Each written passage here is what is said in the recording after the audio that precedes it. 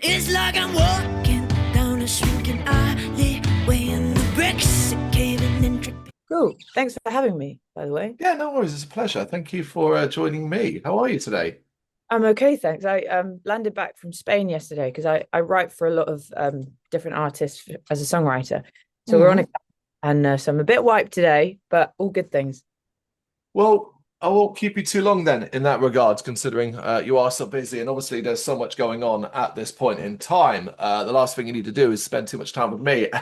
But aside from that, right now, as things stand today, what's keeping you busy musically? It's a lot of just keeping relationships going, really. The best Mhm. kind of busy, I reckon. Yeah. Uh, so I'm a lecturer in popular music on BA level at Nottingham Trent University. That's quite a new gig for me. Mm. Not really an academic, but I am now, apparently. So I've just done a year of teaching, and so that's what I'm going to go back into come September. So that's kind of busy. And then the artist stuff is obviously consistent. This year has been a lot more recording and releasing as opposed to writing, which was prior to this Mm. year. So yeah, it's kind of just all the plates, letting them smash if Mm. they need to, and keeping them spinning wherever possible, really. That's a bit of me. What does it take to keep them all spinning though, from a mental perspective? You mentioned, I guess, sometimes just letting them smash, sometimes things aren't going Yeah. to work out, and you just have to be okay with it. Yeah, I'm learning that. I think it's like holding things lightly and Mhm. being able to let them go a bit. But also for me, like I need to have things that aren't music as well to just kind of give me a bit of time away. So I love running and I'm currently training for a half marathon. So that keeps me kind of regular in consistent like physical and mental Mhm. activity. And then it's like the other disciplines of also just practice, as a guitarist, like making sure I'm practicing, making sure I'm writing every day, even if it's not a song, just as a writer, keeping that pen polished. Those, Okay. the habits help maintain the Mm. plates.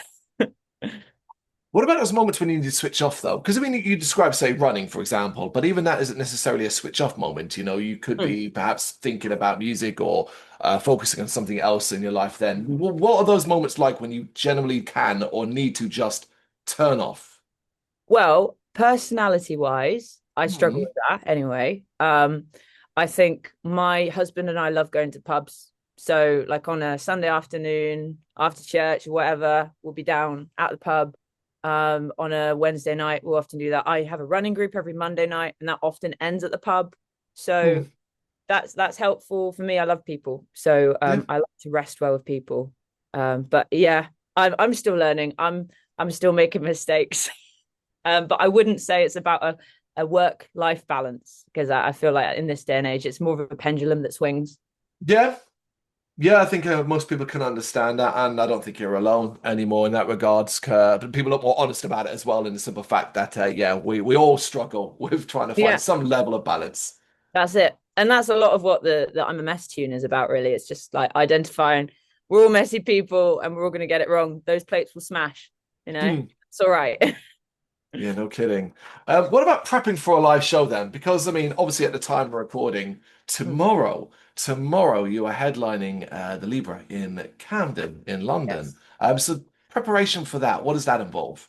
Well, I've literally just come from the other room, rehearsing with headphones currently. We have neighbors upstairs that complain if I rehearse before 12 o'clock. So yeah, I am doing the gig solo. So a lot of it is helpfully on me, I guess. Hmm. I perform solo with a loop pedal and a load of pedals for effects and all. I have a notebook that I often call my brain, and Hmm. I've currently got lists upon lists, and I've written out the set list a few times specific to this gig because it's a solo one the whole time and I've got people coming in and off with me. I'm Yeah. doing three different sets. So on the flight, even yesterday from Spain, I was typing up somewhat of a script. Normally, I love to just chat, but I want to be Yeah. intentional about how I tell the story of the gig. So I've written out what I want to say between songs, so that the storytelling is quite, on point with what I want to be Hmm. communicating. So it's a lot of in my head at the moment because I haven't time to physically practice, but I know what I'm doing, which I'm grateful for. And when it's on your own, it's like you can adhere to your own timetable there. So I know I'll rehearse late tonight and then tomorrow morning before we jump on the train to London to make sure it's polished. You feel in a confident place. I think so, yeah. I mean, it's the kind of thing that you do it so much. It's like, I've done this before. I know I can do it again. I just need to make sure that I've touched spaces with where I know, pattern-wise, those things might be affected, you know? Like, I need to get good sleep. I need to plan my outfit because I never think about clothes and I hate thinking about clothes. Wait. Oh, what a wonderful problem to have. No, I completely understand, of course, as well. It's not something you naturally want to even think about or focus in this, considering all the logistical things that need to happen. What you're wearing on stage feels minor. Yeah, it is. It's rubbish. My mum is always the one to say, "What are you wearing?" And I just think, that's what I forgot about. What a mum's for, absolutely. Presumably you're going to be playing the new track, I'm a Mess, at this gig. And I understand it is the first time it's being played live, right? Well, to be honest, I've been gigging it for a good 2 years in just like solo and some band shows. So people will know it who are regular kind of listeners, but it's not been released, and that's been the main thing. It's like it's a long-awaited track that we recorded as a band. So I'll play it kind of solo live. And then we'll play the actual track at the end so that people can just kind of get a hint of the vibe. And that's just before the actual release. So it's a bit of an exclusive. That's good. That's good. That's cool. What's been the reaction to it though when you performed it before? Has it been what you envisioned? Yeah, I think so. I remember writing it when we lived in Cardiff a few years ago, and it was just like feeling in a really rough place. I think I'd realized that actually, like, I was just numbing some pain with vices that weren't healthy in the long term. You know, I was identifying that actually I need to get a handle on some things, but I need to actually understand that this is it. It's like the patterns of grief. You need to first actually identify what's wrong, what's going on. And the fact was that I was probably drinking a bit too much and I was just letting things get to me. And so that's where the songwriting process came from. And what I really was passionate about articulating when the song kind of formed itself was when I'd play it live, making sure people had that that relatability element. Because often I found in the past I've written songs and they're just a bit niche because of stories in the past I've jumped on that haven't really worked. And so this is more about, okay, this is my confession. And I feel like it's something everyone else needs to get with as well, because we're in that kind of environment where people are messy. And sometimes I think we're a bit polite about it, particularly in the UK. So musically speaking, I always strive to melt people's faces with this a bit. And as a soloist, with just a guitar and some pedals, that feels a bit impossible. But I think it's something that I love to do. So it's like loop it, and then I'll whack on some overdrive and a little big muff pedal and stuff like that to try and let the mess musically and sonically be felt as well. So I enjoy doing that. It's a fun one to play live as a result. And people react to it in a positive sense, like from a body movement, energetic style. Yeah. I had a headliner down in Whitechapel in September with the band, and we got to play it together, and that was really special because it's the kind of thing, it's got a solid beat so you can jump along to it, not necessarily danceable, but that's not the idea. It's more like you want to mosh to it a bit. So I've had some people, I love it when people come up to me after a show and just say, I really felt that was me that you're talking about. And I've had that with people, and that's so special. It's like the end of the chorus that it finishes on. It's I'm a mess, I'm a glorious mess. And that's when Surrender says, hey, I love your mess. And it's like, actually, it's coming to a place where it's not just that I'm messed up and there's nothing that can fix it. It's more that, okay, there's an acceptance and there's a grace to identifying that as well. There's nothing better, right, than one person, it might be, resonating with something you've created. 10,000 streams, 100,000 streams, all that's fantastic, of course. But that one person coming to you and saying, that meant something to me, right? It's like the best feeling in the world. Yeah, I think it's actually more important as a musician to be connected with it being for the one as opposed to the millions, because I don't want to rely on numbers for that reason. I think it'll kind of ruin me artistically if I keep thinking.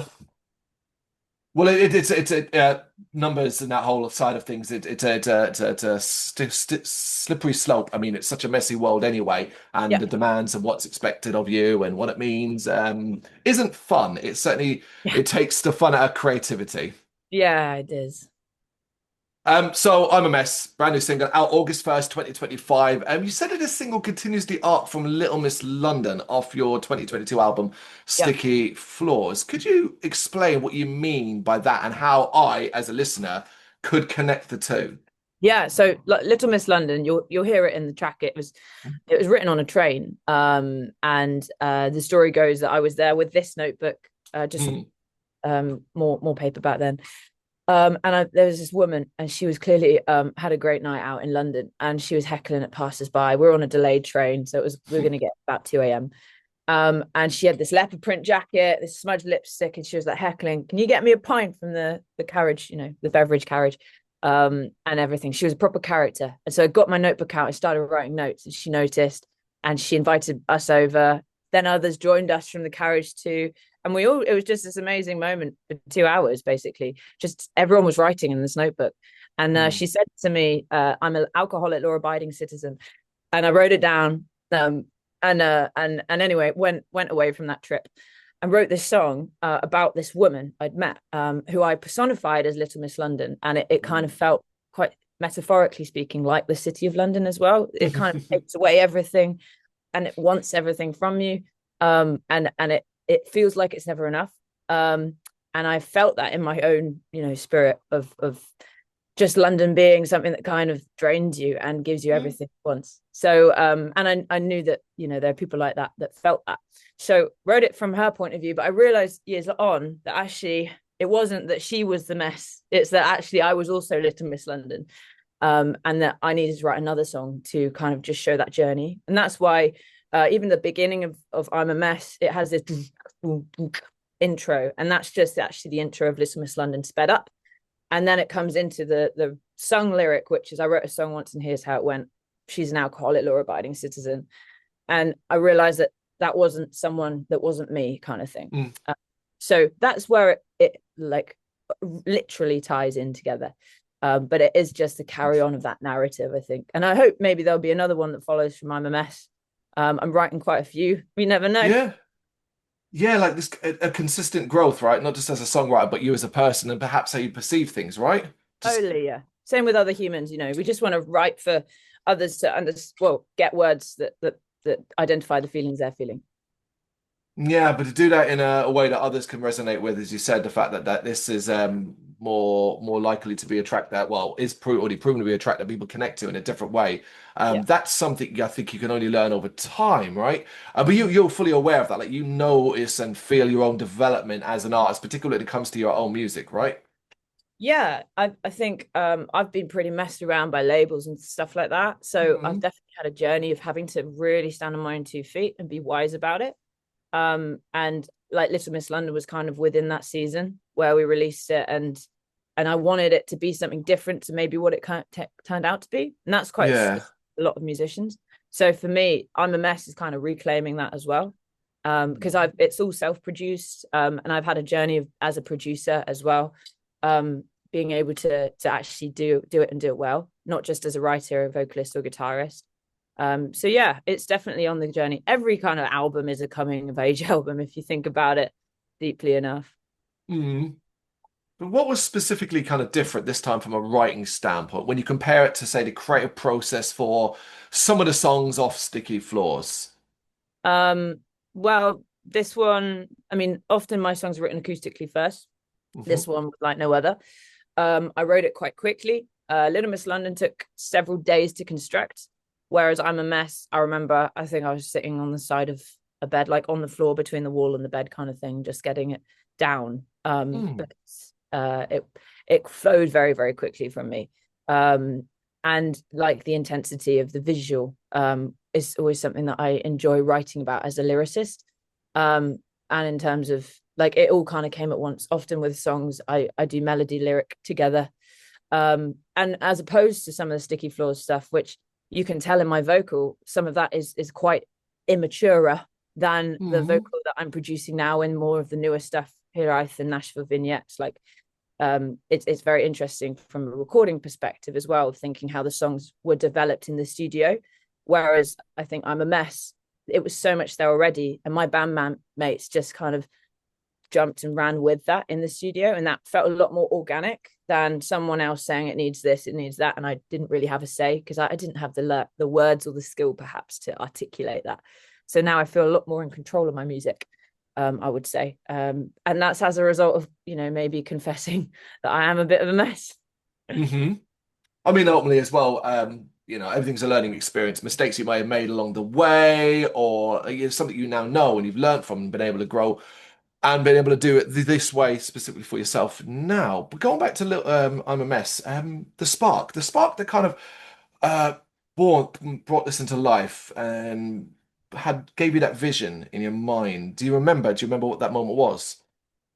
I think it was coming off the back of some difficult conversations Right. with some difficult people, and recognizing it wasn't them that were the issue. I think it was me. It's that whole Okay. thing where you grow in relationships, you realize you can't change them. You're going to have to change yourself first. Mm. And perhaps I was leaning to things that were quite easy to let hold of. I remember, like, again, going back to the drinking thing, because that is a theme within the lyric, that I was just going towards easier vices such as that, to then kind of fill that void of feeling misunderstood and feeling like I couldn't articulate what I was feeling in that Yeah. regard. And I remember writing this song as a process, as often we do as writers. And then actually, as a result of getting it out, I felt so much more set free from that hold that perhaps drink and other things will place upon us. So for me, I genuinely feel a sense of relief, of kind of like the weight on my shoulders was lifted from just getting that song out, as a writer. And now every time I play it, it's a Mm. similar feeling. And I think that that's such a powerful thing in art in general. So it does. Every time you play, every time you hear it, you can still feel the positive feelings from it. It isn't taking any new forms in perhaps a way that isn't necessarily positive. No, I don't think so. Also, I'd probably not articulate it even as positive. I'd probably talk about it just being like affirming. Mm. But sometimes I sing it and I feel a sense of dread, of a Okay. sense that a lot of us are still not there. I have a lot of friends who are still in the mess of, whether that be abusive situations, that they're abusing themselves with alcohol or drug, or they're being abused by other, things. And Mm. I think it's a reminder every time I sing it that there is still a lot of brokenness going on. Um, and yet there's such a freedom that I can declare this as a truth over me as well. Mm. That I am a mess, but there's a grace and there's a surrender in confessing that and moving forward, we hope. And that other people can get hold of that. That's what I love about playing the song, is that every time I play it, it feels like I'm just another step forward in being able to give other people that freedom that I feel myself. As expressing yourself in such a way is obviously it is incredible, and as an artist, it's very unique. It seems like it's something everybody who creates should be able to do, but it's not, and it's difficult for many. Is it something you've got more confident and been able to do or express yourself more openly as you've grown as an artist, or is it something that's always come quite naturally to you? Oh, I agree. I think I've definitely grown in Mm. being able to articulate things better. I feel like I was that kid that people didn't always understand. I grew up in a lot of different places, and I've even got a song that I'll be playing tomorrow that I haven't played in years. I Mm. barely gigged when I wrote it, even, called Friendship Stop, and it talks about, in the British primary schools, you've got these friendship stops that they sometimes put up where people, like kids, would hang out and wait for friends to come to them if they didn't have friends in the playground. Right. And I remember being, because I moved so much at different primary schools, and just waiting there because I didn't know any better. And it was such a trauma, you know. And the bridge of even that song, it talks about just, I realize now that actually I just grew up differently, and I just experienced the world in a very different way, and I had a deeper perspective than a lot of my peers at that point because of that upbringing. Mm. And I think as a young writer, because I started this career about 10 years ago as a professional anyway, I did have to write a lot in order to get out feelings that didn't make sense to other people, you know. And Mm. so I have plenty of songs that talk about these very, very specific scenarios that really probably aren't as relatable to a lot of other people. But I think it's like Ed Sheeran puts songwriting as a tap in an old house where you have to just let the water run until it flows from the muddy water to the free. And I think that I've really taken that on as a writer to be prolific and in getting those songs out. And it was songs like I'm a Mess that really hit on something very, very much that actually I realized others could latch onto. And I think from that moment, and I wrote I'm a Mess maybe 4 years ago. Yeah. And that has really pushed on, you know, such a richness to songwriting as well for me. I think I wrote it at the same time to touring Sticky Floors with Scouting for Girls kind of thing. So, you know, 2022 to 3. It's easy to kind of, when we sit here and talk like this, talk about a release that's due out this very week, it's easy to forget that ultimately you will have been sitting on it, have written it, and existed for a very, very long time. So to ask you sometimes to even reflect upon it, the person you are now may not be the person you were 4 years ago when you wrote it. Obviously, in this scenario, you're able to it's still relatable. Yeah, I agree. And I think I've needed time to gig it and to see how people react to it live, because live has been so important for me, and realizing how powerful certain elements of the song are. So like the bridge, it builds up and it has a break where it's just in my head repeated about 16 times. And that's often at that point in a stage scenario where we have a solo and you just let your hair down a bit. And actually in the studio recording, it was so powerful to just sit in that musical space and know that, okay, we know this works live. How can we emulate it? How can we make it feel like we're in the room with people? Because that authenticity is something that I think people and listeners crave, not just in the rock world, but commercially speaking as well. I think just about everybody strives for it, and sometimes it's forced, and it's obviously forced when you'll hear that. But yeah, so bear in mind, like, so a lot of people who may not have seen you played live, whatever, but might actually be hearing this for the first time ever on Friday. So, what does this track say about Jessie as you stand here in 2025? It says that I'm trying to be real, hopefully in an authentic and unforced manner. It says that I think politeness is a bit overrated when trying to talk about our feelings. For me personally, I just think it says that I get what you might be going through if you're also feeling really messed up at the moment. I think I've really appreciated living alongside people the last few years as a writer, in London and across the UK a bit, and just recognizing where they're coming from. I think as a songwriter, my favorite thing to do is sit with people and actually get what they're going through and be able to articulate that into a song. And so for me, this song is very special because it is just affirming. Often people end up talking to me about what they're going through and it just not being a happy thing. And it's just like, I get it. Here's one of the songs. Maybe it will help you out. If it won't, I hope it at least makes you jump around a bit, you know, get out some energy. But yeah, I hope also the song doesn't feel too deep, because sometimes we can get a bit on our heads. I know as a writer, I think about a lot of things. But yeah, hopefully it's just like we really don't need to smile and wave all the time kind of song. The balance of something that something that you can feel and something that's fun is well, that's the challenge. Yeah, it is. I think rock does that super well though. You know, you got some really crazy deep tunes there from different bands over the years. At the same time, it's just so awesome to be able to move to and play. Of course. I'm looking at the bigger picture though. Is this track part of something more, something that you can tell me about, or at least maybe slight hint towards? Yeah. So I have 2 more songs that we're planning on putting out as well. Cool. And one is called Oxygen. I've equally gigged that similar amount to I'm a Mess. I wrote it at a similar time, and it was very much jumping off the kind of bandwagon of being messed around by industry, that anger, that drive, that unknowingness of why as well. In general, it's kind of if I'm a Mess is, you know, an acceptance, Oxygen is more of an anger, I think in general, and a release of that.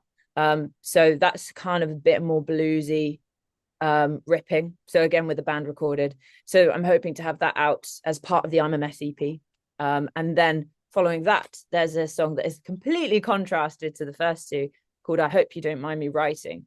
And that's a piano ballad. Okay.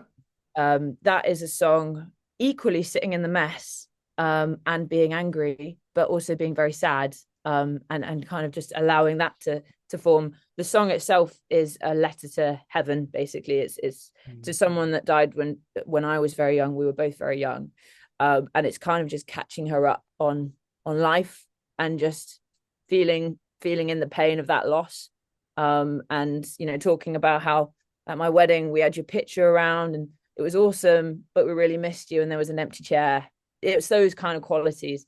So, and I felt that personally that was a really important song to tie into the I'm a Mess kind of vision, because we have these elements. They can be noisy, they can be wordless and vulnerable, but they can also be melodic and still, and equally as powerful. So I'm still working out how it all falls together, but my hope is that by the end of November we'll have the I'm a Mess EP, to articulate the various elements of mess. Yeah, an array of ideas. Can't wait to see how it all pans out. And it's fantastic to hear that you are going to be busy. Those plates are going to keep spinning because that's a positive thing, regardless of if some crash down. When you look, I mean, we're at the end of July now, so we're halfway through the year. Are you satisfied with what you've accomplished so far this year? Yeah, to be honest with you, I'm so looking forward to July just finishing up. It's felt Yeah. like it's been a year. And yeah, I feel very grateful that I'm still alive and doing this thing. I don't want to take for granted that I get to make music and actually call it a living. Mhm.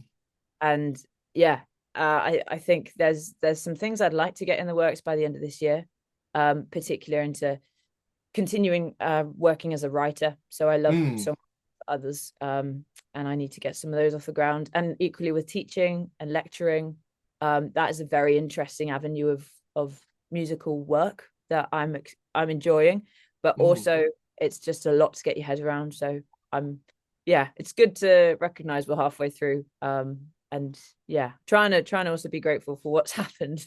It's hard to stop sometimes. Of course, it's to reflect upon what you've done when you've still got so much to do. And let's be honest, that train's going to keep on rolling. We could look at tentative plans for 2026, but I imagine it's pretty much the same. Keep on focusing, keep on writing, keep on creating, and keep on working, right? Yeah, I think it's a lot of live stuff as Mm. well, and really perfecting a bit more of the production sound so that I can keep working and potentially work as a producer more for others, not just as a writer and an Yeah. artist. So again, it's that self-sufficiency and sustaining something that you can rely on, that others can rely on too. So I'm very early into life, it feels like. I'm 26, so Mm. still got a long way to go. But yeah, I'm hoping to surround myself with some more people that know a lot more about everything than me as well. That's a good place to be. Not only there's not only obviously what you can learn from who you meet and who you speak to as well, but the opportunity to, through your lecturing, for your educational work, to impart your knowledge, what you've learnt. We've Yeah. gone through so much here already, that it feels like you've lived two lifetimes in the musical world over, let alone the one you're on right now. Well, thanks, mate. Finally, I wanted to ask you then, like, because obviously the trials and tribulations of being a creative aren't secretive, and it can be a very difficult world, even just to survive in a financial perspective, Yeah. let alone just the stress and the mental health side of things. So, what do you get? What do you personally get out of creating music to such an extent that you feel so passionate about it and want to continue?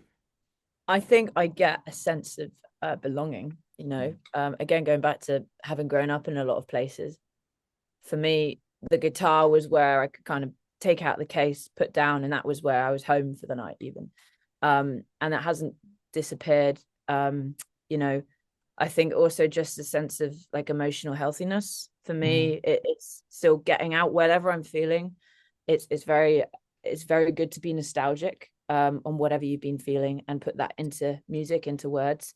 And that's not going to go away. I think sometimes I've had moments, the last 10 years where I've just thought, okay, maybe I should stop this because I don't know if it's going to go anywhere. And there are so many other things that I could potentially enjoy doing, and I would Mm. earn money, which is even better sometimes when you're trying to support a household.